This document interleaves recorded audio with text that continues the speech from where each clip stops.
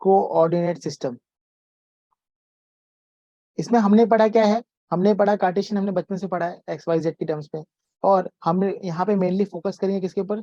Cylindrical coordinate system पे पढ़ेंगे। Cylindrical coordinate system जिसमें पैरामीटर्स होते हैं एस, पाई और जेड। ठीक है, अगेन भी जैसे कि हम बता दूं मैं आप सभी को कि will just discuss in shortly.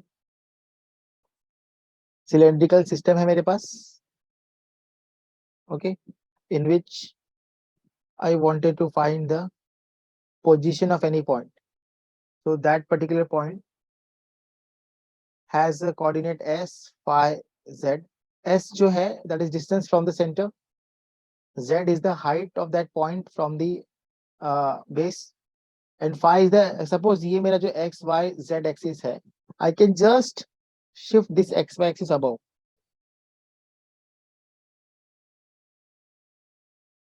So this is what phi. Phi is the angle made with x axis.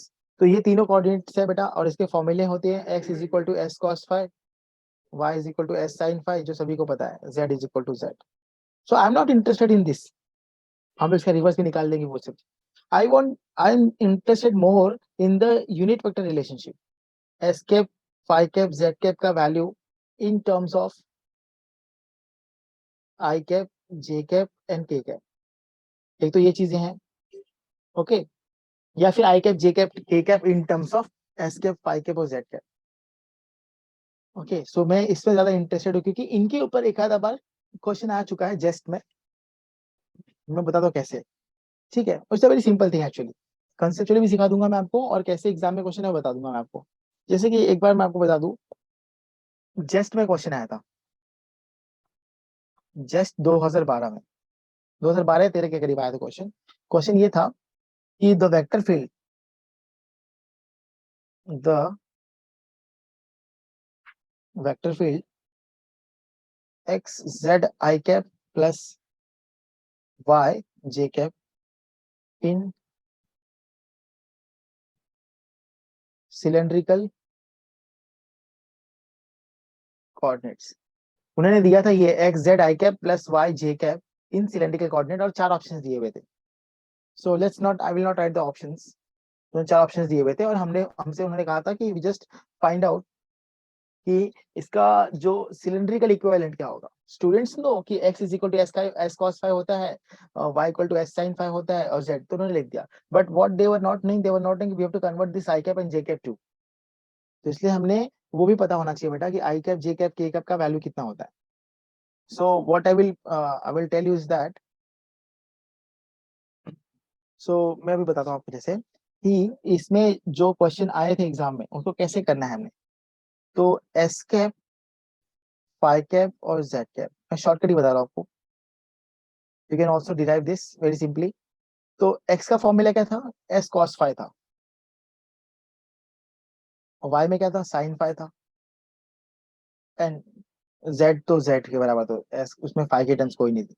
जब मुझे फाई कैप चाहिए था, i cap, j cap, k cap, when I need phi cap तो मैं phi को derivate कर लूंगा, sin cap phi, cos phi 0, and 0 की 0 1। So suppose if I wanted to find the s cap, तो what I will do, I will multiply this with this. तो क्या हो जाएगा ये? cos phi i cap plus sin phi j cap. जब मुझे phi cap की value चाहिए in terms of i and j, तो मैं क्या करूंगा? I will multiply second row, sin phi i cap plus cos phi j cap, is it?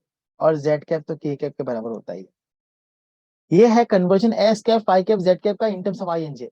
But suppose if I want inverse relation, मतलब मुझे i cap, j cap, k cap चाहिए in terms of s cap, phi cap, z cap, जो कि मेरी requirement है यहाँ पे। तो मैं क्या करूंगा बेटा? I will write the same matrix but in the transpose form. First row will become first column, second row will become second column, और third row become third column. तो यहाँ से मुझे आई कैप की वैल्यू कितनी मिल जाएगी, cos phi s cap minus sine phi phi cap, और जे कैप की वैल्यू क्या मिल जाएगी बेटा, साइन फाई, देखो ना यहाँ पे this row this column sine phi s cap. Why I am teaching this all, when you do the vector potential questions, जब हम वेक्टर पोटेंशियल पढ़ेंगे एएमटी में आगे, तो वहां पे भी ये कन्वर्जन आने वाले हैं. तो इसलिए एक बार में सीखना इज बेटर, और ये आपको चीजें दिमाग में रह जाएंगी, क्योंकि it is very simple, because we all remember this formula. इन फॉर्मूले से हम पहली लाइन बना लेंगे, सेकेंड लाइन में फाइव चाहिए तो फाइव को डेरिवेट कर दिया हमने और जेड बना लिया.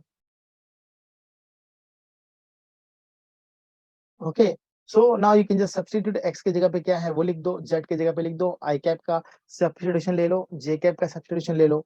सो you will get the vector field in the which coordinate cylindrical coordinate.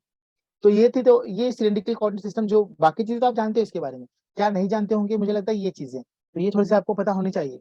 You know length element, length element अगर मैं इस सिलेंडर का एक छोटा सा पार्ट ले लूं काट के, तो इसकी डायरेक्शंस में कितनी वैल्यूज होंगी, एस के डायरेक्शन में कितनी वैल्यू होगी, फाइव के डायरेक्शन, एस के डायरेक्शन में डीएस एस के, फाइव के डायरेक्शन में small element will be S D five. ये सभी को पता होगा, तो I am just not taking DZ के. Now, volume element, if somebody asks you, you can just simply multiply S ds d phi dz.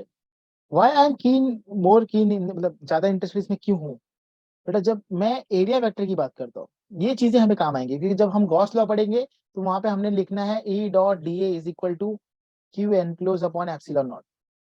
तो वहां पे there we required area vector. हम लेंथ एलिमेंट पढ़ते हैं, वॉल्यूम एलिमेंट पढ़ते हैं, but area vector बहुत कम पढ़ते हैं. So area vector should be very clear. That's the reason why I am taking this part. तो मैं ये कह रहा हूँ बेटा कि जब हम सिलेंडर की बात करते हैं तो वी हैव टू सरफेसेस ना, या तो हमारे पास एक कर्व सरफेस होगी, या तो फ्लैट सरफेस होगी. तो area element for the curve surface, तो जब मैंने कर्व सरफेस की बात करी, तो कर्व सरफेस पे, इस कर्व सरफेस पे क्या चीज सेम होगा बेटा, कर्व सरफेस के हर एक पॉइंट का सेंटर से डिस्टेंस सेम होगा. So you have to hide this particular part, और जो बचा उसको मल्टीप्लाई कर देना है आपने, s d phi d z s cap. Sir ऐसा क्यों करना है, क्यों, क्योंकि जब आपके इस सरफेस पे सारी जगह पे एस जब सेम है, तो उसका डेरिवेटिव कितना, जीरो हो जाएगा, तो s d phi d z हो जाएगा कर्व एलिमेंट का. ओके, और जो फ्लैट सरफेस है, सर्कुलर पार्ट, मतलब ये हाइट ऊपर वाली पार्ट, सर्कुलर पार्ट की अगर मैं बात करूं, तो इस सर्कुलर पार्ट के ऊपर सारे पॉइंट्स का बेस से हाइट सेम होगा. हाइट सेम हो गया मतलब कौन सा पार्ट चला गया बेटा, this last part is gone. तो what is the area element for that, s d s d phi, और जो बात चाहता है उसका डायरेक्शन आ जाता है. ये तो थी कहानी सिलेंडर के कोऑर्डिनेट की. ऐसे थोड़ा सा हम लोग स्फेरिकल भी देख लेते हैं फटक से, फिर जाएंगे हम लोग आगे वाले पार्ट में. अगर आप लोगों को ये आता है तो मैं इसको स्किप कर सकता हूँ, मुझे कोई इशू नहीं है इसके साथ में. R theta phi, so you all know the formula for x y z. Z is equal to r cos theta, x equal to r sine theta cos phi, r sine theta sine phi. Okay, एक sphere की बात हो रही है.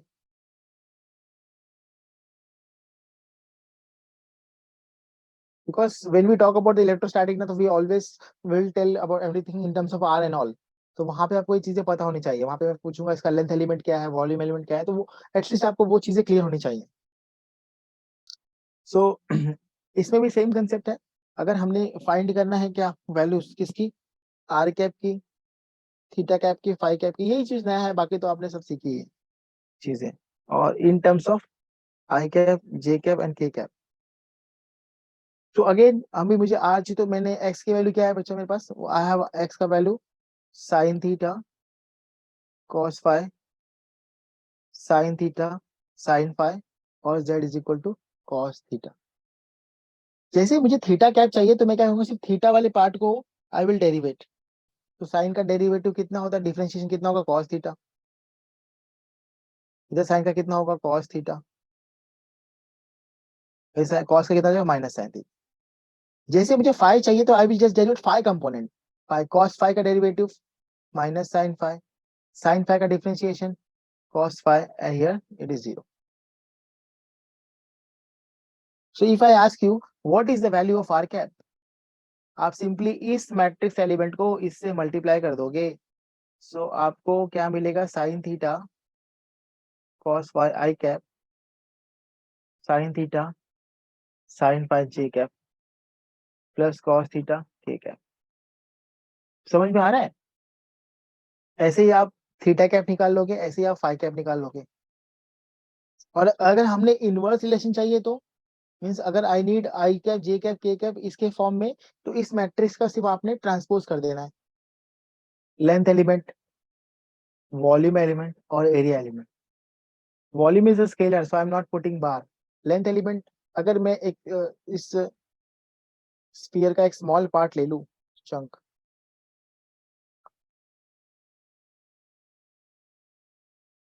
So length element क्या होता है, d r cap r d theta theta cap r sine theta d phi phi cap. ये भी बाकायदा प्रूफ हो जाता है, ऐसा कुछ नहीं है आपने छोटा पार्ट लिया है, इसकी वैल्यू निकालनी है, इसकी वैल्यू निकालनी है, बस वो हो जाता है। वॉल्यूम एलिमेंट सबको मिला के लिख दो, r square sine theta d r d theta d phi. अब जब मैं एरिया एलिमेंट की बात करता हूँ, स्फीयर में भी है ओनली वन एरिया, कौन सा एरिया, जो सरफेस एरिया। तो सरफेस एरिया निकालने के लिए मुझे क्या करना पड़ेगा, सरफेस के पॉइंट्स को कंसीडर करना पड़ेगा, और सरफेस पे मौजूद सारे पॉइंट्स ओरिजिन से सेम डिस्टेंस पे है। तो क्या चीजें फिक्स हो गई यहाँ पे, आर वाली चीज फिक्स हो गई, तो आपने इसको ध्यान नहीं देना, बाकी दोनों को मिला के लिख देना, r square sine theta d theta d phi. और जिस पे आपने ध्यान नहीं दिया वो डायरेक्शन बन जाएगी उसकी, क्योंकि area vector is always normally outward.